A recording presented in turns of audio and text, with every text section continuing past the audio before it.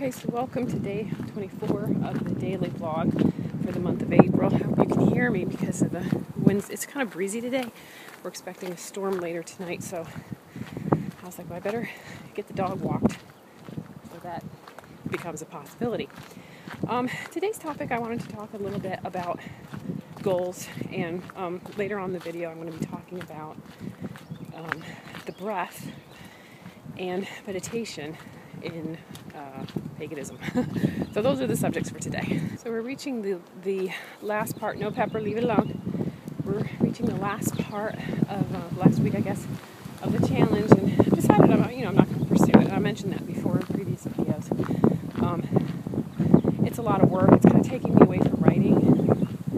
I'm taking a lot more time in these videos than what I thought I was going to do, and I still don't like the way I look on video. So.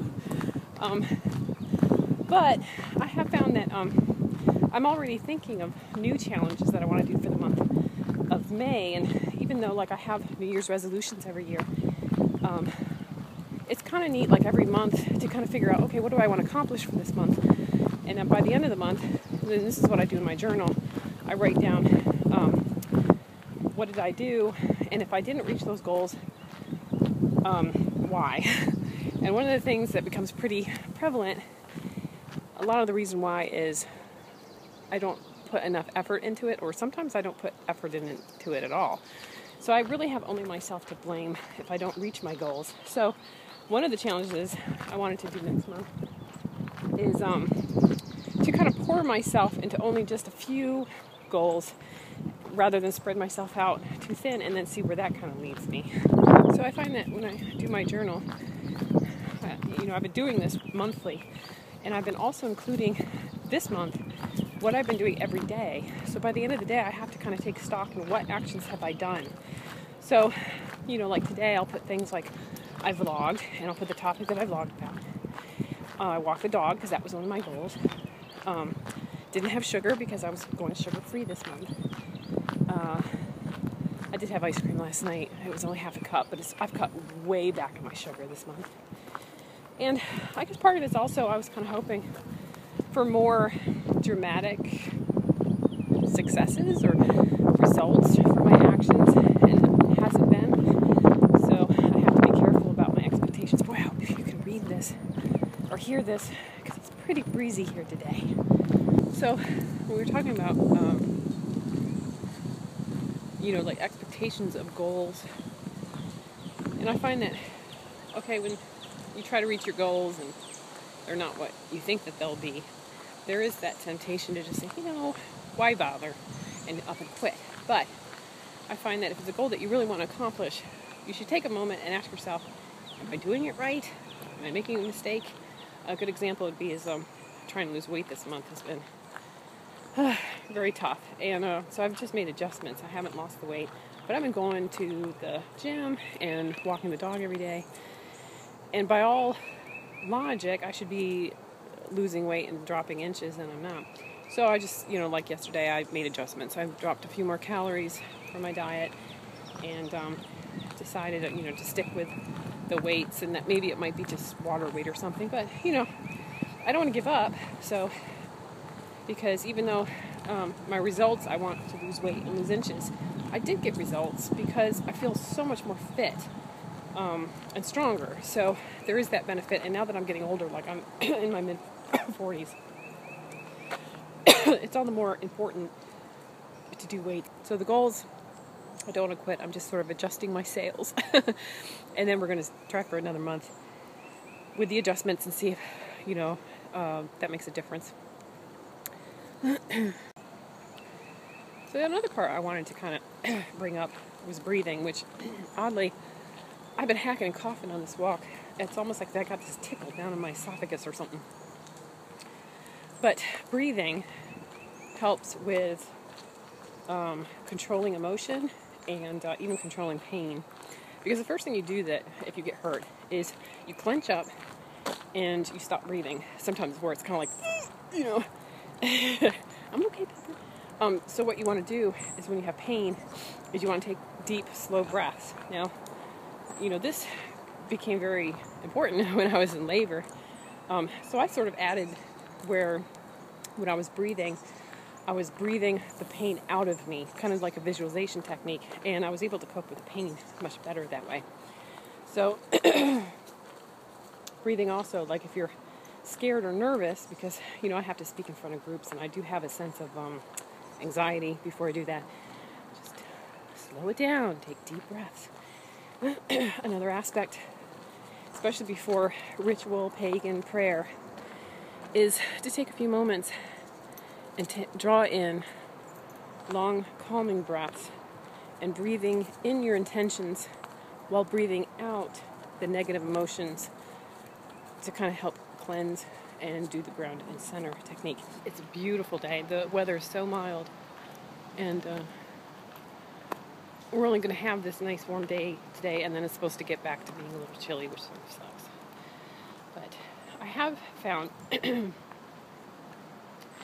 taking the dog for a walk, you know, gives me a little time to myself, and I can do thinking and blogging, and you know, of course, it gives my dog, you know, she really looks forward to it. As soon as I put on my pink hat and my sunglasses, she knows. So yeah, I can't hide things. And I found out the other day my dog can spell, because if I spell W-A-L-K or P-A-R-K, she perks up and starts looking at me funny. So I'm just like, oh, great.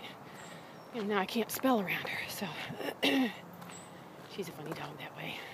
Yeah, so I find that breathing can be used in many different ways. I mean, even it's just a very short meditation. A lot of times people will complain it's really hard to do the empty mind meditation. So you can actually focus on the breath by doing counts for practice. And you kind of want to do the breath with starting to the bottom, filling the bottom of your lungs up to the top, and then exhaling fully. And just doing these long, slow, deep breaths will automatically calm you. And this can ease things like, you know, tension, stress, anger, fear, a lot of negative things. And then you can take a step further, but while you're doing the breathing, visualize breathing in your intention. You can be breathing in the energy of the universe, cleansing light, not bugs. They don't mix well. And then while exhaling, you kind of want to visualize exhaling all the negativity that's kind of clogging up your system. Now, do I believe literally? No. But, you know, if you follow my earlier blogs, you know that I'm more of an agnostic pagan. But I do believe in the power of the mind and attitude. So these exercises, I mean, it is proven that long, deep breaths can, you know, help with blood pressure and calm you. I mean, that's scientific.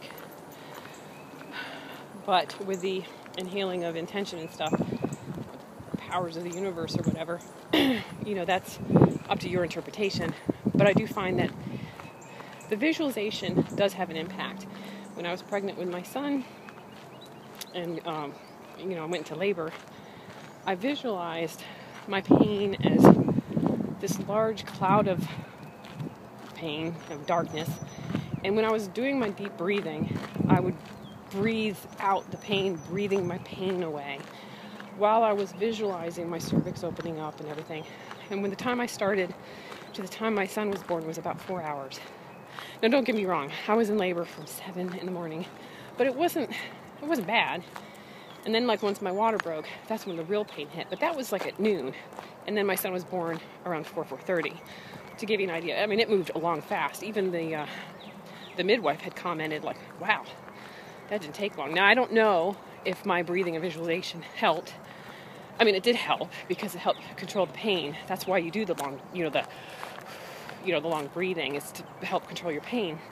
In fact, by the time I said, like, I was just asking about the epidural, and my midwife was like, well, we'll check your cervix. And she's like, oh, well, if you're 10 centimeters, you can start pushing. And I'm like, I remember literally thinking, that's it.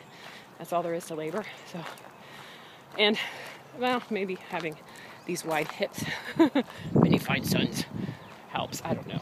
But I do find that the breathing helped.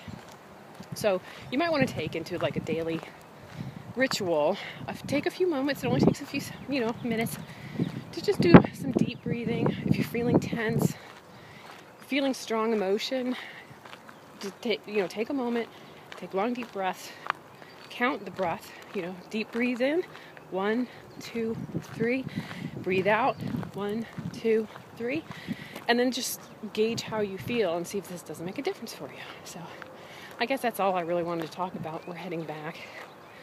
Hopefully the rain won't start. I don't think it's supposed to start until evening.